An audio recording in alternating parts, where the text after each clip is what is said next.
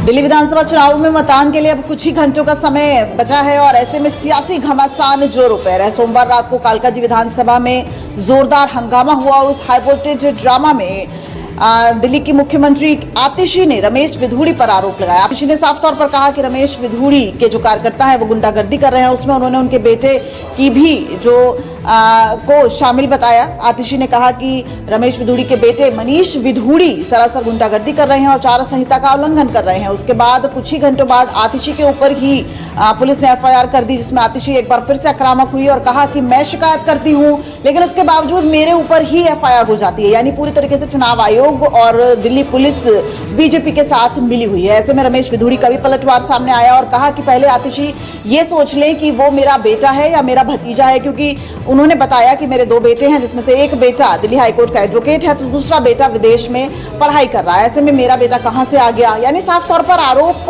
प्रत्यारोप जो है वो आखिरी वक्त तक भी जारी है। आपको बता दें कालकाजी विधानसभा सीट एक हॉट सीट में आती है, चूंकि 25 जेजे कॉलोनी कालकाजी विधानसभा सीट में है और वही सबसे बड़ा वोट बैंक आम आदमी पार्टी का रहा है, जिसे लेकर इस बार बीजेपी काफी हद तक आश्वस्त है कि झुग्गी झोपड़ी और जेजे क्लस्टर का वोटर इस बार बीजेपी को वोट देगा और इसीलिए कालकाजी में ये लड़ाई इतनी ज्यादा अहम हो गई है। कैमरामैन अविनाश राणा के साथ दिव्या अग्रवाल, दिल्ली न्यूज़ 24। अयोध्या की मिल्कीपुर विधानसभा सीट पर होने वाले उपचुनाव को लेकर समाजवादी पार्टी ने बीजेपी सरकार पर गंभीर आरोप लगाए हैं। दरअसल अयोध्या की मिल्कीपुर विधानसभा सीट पर बुधवार को मतदान होना है। इसके पहले समाजवादी पार्टी ने बीजेपी पर आरोप लगाते हुए कहा है कि सपा के पोलिंग एजेंट को धमकाया जा रहा है। यही नहीं, सपा का कहना है कि बीजेपी सरकार फर्जी मतदान की साजिश में लगी हुई है। निर्वाचन आयोग की जिम्मेदारी है कि ईमानदारी से मतदान करवाया जाए। जानकारी के मुताबिक कुल 414 बूथों के लिए पोलिंग पार्टियां रवाना हो चुकी हैं। चुनाव में धांधली को लेकर समाजवादी पार्टी ने पहले भी चुनाव आयोग को पत्र लिखा है। यही नहीं, समाजवादी पार्टी का ये भी कहना है कि अखिलेश यादव की जनसभा और डिम्पल यादव के रोड शो में भी बीजेपी की सरकार की तरफ से व्यवधान लाया गया है। यहाँ आपको ये भी बता दें कि अयोध्या की मिल्कीपुर विधानसभा सीट पर होने वाला उपचुनाव सपा और बीजेपी दोनों के लिए प्रतिष्ठा का सवाल बना हुआ है। यही वजह है कि इस सीट पर जीत को लेकर योगी आदित्यनाथ और अखिलेश यादव ने पूरी ताकत लगा रखी है। कैमरा पर्सन मिंटू सिंह के साथ अशोक तिवारी, लखनऊ न्यूज़ 24। 2025 विधानसभा चुनाव को लेकर बिहार की सभी पॉलिटिकल पार्टियां अलर्ट मूड में आ गई है। एक तरफ मुख्यमंत्री नीतीश कुमार और नेता प्रतिपक्ष तेजस्वी यादव अपने यात्रा के माध्यम से बिहार की जनता का नब्ज टटोलने की कोशिश कर रहे हैं। वहीं दूसरी तरफ राहुल गांधी कल यानी 5 फरवरी को बिहार की राजधानी पटना आ रहे हैं। पटना में उनका 2 कार्यक्रम है। पहला कार्यक्रम उनका रखा गया है स्वतंत्रता सेनानी जगलाल चौधरी के जयंती समारोह में राहुल गांधी शामिल होंगे और दूसरा प्रोग्राम उनका सदाकत आश्रम में रखा गया है, जहां वो कांग्रेस के नेता और कार्यकर्ताओं को संबोधित करेंगे। साथ मुझे लगता है आज के महाकुंभ में उत्तर प्रदेश के मुख्यमंत्री योगी आदित्यनाथ आज एक बार फिर से पहुंचे हैं, जहां पर भूटान के नरेश भी पहुंचे हैं अपने डेलीगेशन के साथ त्रिवेणी संगम में स्नान करने के लिए।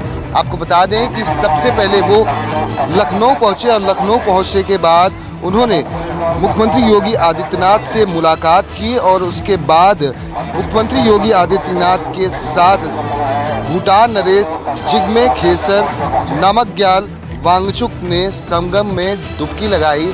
यहाँ पर आपको बता दें कि उसके बाद मुख्यमंत्री योगी आदित्यनाथ के साथ भारी सुरक्षा बल के बीच यह पहुंचे लेटे हुए हनुमान जी के मंदिर में, जहां पर उन्होंने अपने डेलीगेशन के साथ अपने परिवार के साथ मुख्यमंत्री के साथ उन्होंने दर्शन किया और उसके बाद वो वट वृक्ष के दर्शन उन्होंने किया। आन के नरेश हैं वो पहुंचे तो उनकी सुरक्षा में बड़ी संख्या में पुलिस बल की तैनाती की गई थी और खुद मुख्यमंत्री योगी आदित्यनाथ ने उन्हें लखनऊ से रिसीव किया, भव्य उनका स्वागत किया गया। और जब यहाँ पर भूटान के नरेश पहुंचे तो पुलिस सुरक्षा बल के बीच त्रिवेणी संगम में उन्होंने स्नान किया, हनुमान जी के उन्होंने दर्शन किए, वटवृक्ष के दर्शन किए और उसके बाद यहाँ से अब वो रवाना हो चुके हैं। कैमरामैन दीपक के साथ दीपक Dubey, news 24 Prayagraj.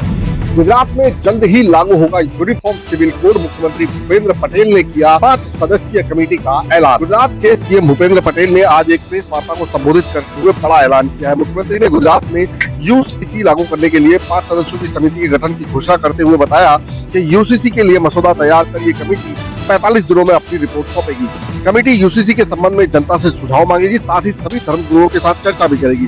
Supreme court की सेवानिवृत्त न्यायाधीश रंजना देसाई की अध्यक्षता में गठित की गई 5 सदस्यीय समिति 45 दिनों में राज्य सरकार को अपनी रिपोर्ट सौंपेगी, जिसके आधार पर सरकार यूसीसी लागू करने का निर्णय लेगी। सीएम ने यह आश्वासन भी दिया है कि यूसीसी के नियम में आदिवासी समाज के रीति रिवाज का सड़क से किया जाएगा।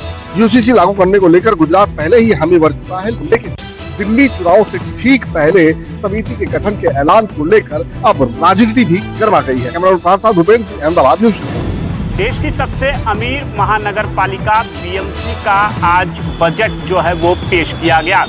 बीएमसी ने वित्त वर्ष साल 2025 और 26 के लिए 74,427 करोड़ रुपए का बजट पेश किया है। पिछले साल 2024 और 25 में मुंबई बीएमसी का बजट 65,180 करोड़ रुपए घोषित किया गया था। पिछले साल की तुलना में इस साल के बीएमसी बजट में 14.19% की बढ़ोतरी जो है वो की गई है। मुंबई बीएमसी के कमिश्नर भूषण गगरानी ने इस बार बीएमसी का बजट जो है वो पेश किया है। आपको बता दें कि लगातार बीएमसी का बजट पिछले 3 सालों से कमिश्नर की द्वारा जो है वो पेश किया जा रहा है, क्योंकि पिछले 3 वर्षों से बीएमसी के चुनाव नहीं हुए हैं। हालांकि इस बार अंदाजा जताया जा रहा है कि इस साल के अंत तक बीएमसी के चुनाव हो सकते हैं। कैमरामैन अंचल सिंह के साथ राहुल पांडे, न्यूज़ 24 मुंबई।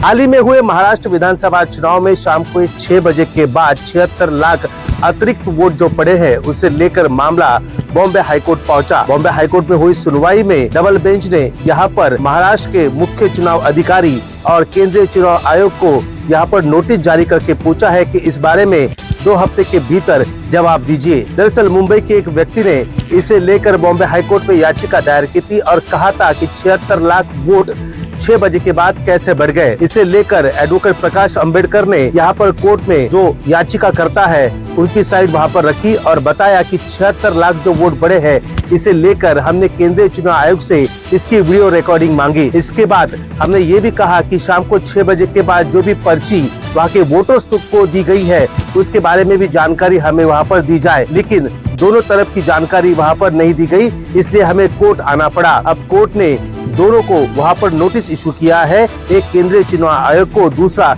महाराष्ट्र के मुख्य चुनाव आयोग को। कैमरामैन अखिलेश सिंह ठाकुर के साथ विनोद जगताले, न्यूज़ 24 मुंबई। क्या राजस्थान में भजनलाल सरकार के कैबिनेट मंत्री किरोड़ीलाल मीणा सचमुच बीमार हैं? इन दिनों राजस्थान में यह चर्चा काफी तेजी से चल रही है।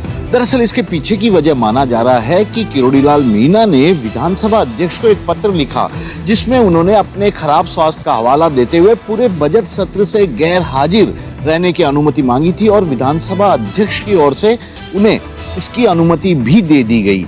जब पूरे विधानसभा सत्र से किरोड़ीलाल मीणा को गैर हाजिर रहने की अनुमति दी, तो विपक्ष ने तंज कसना शुरू कर दिया कि किरोड़ीलाल मीणा किसी भी तरह से बीमार नहीं है, बल्कि भजनलाल सरकार में उनकी अनदेखी ने ही उन्हें मन से बीमार कर दिया है। वहीं सत्ता पक्ष की ओर से भी साफ कर दिया गया कि किरोड़ीलाल मीणा की तबीयत सचमुच खराब है और अपने कैबिनेट मंत्री के स्वास्थ्य से बड़ा कुछ भी पार्टी और सरकार के लिए नहीं है। हालांकि इस बीच भले ही किरोड़ीलाल मीणा की तबीयत के खराब होने की बात सामने आई है, उन्हें विधानसभा से गैर हाजिर होने की अनुमति मिली है, लेकिन ये एक बात तय है कि किरोड़ीलाल मीणा लगातार सरकारी कार्यक्रमों में भाग तो नहीं ले रहे, लेकिन अपने समर्थकों के बीच में जरूर नजर आ रहे हैं। श्रीवत्सन, जयपुर, न्यूज़ 24।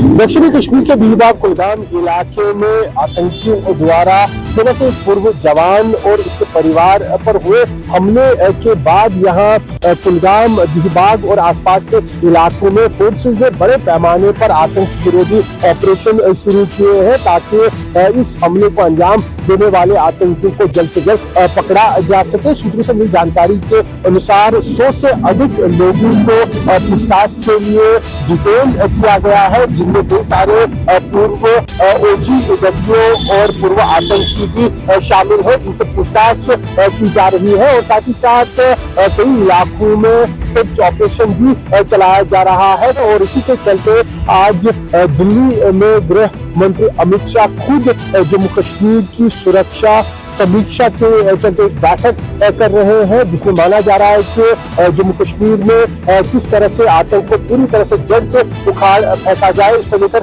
न केवल चर्चा होगी बल्कि गृह मंत्री की तरफ से दिशा निर्देश भी सामने आ सकते हैं। कैमरामैन के साथ आशीष श्रीनगर, न्यूज़ 24।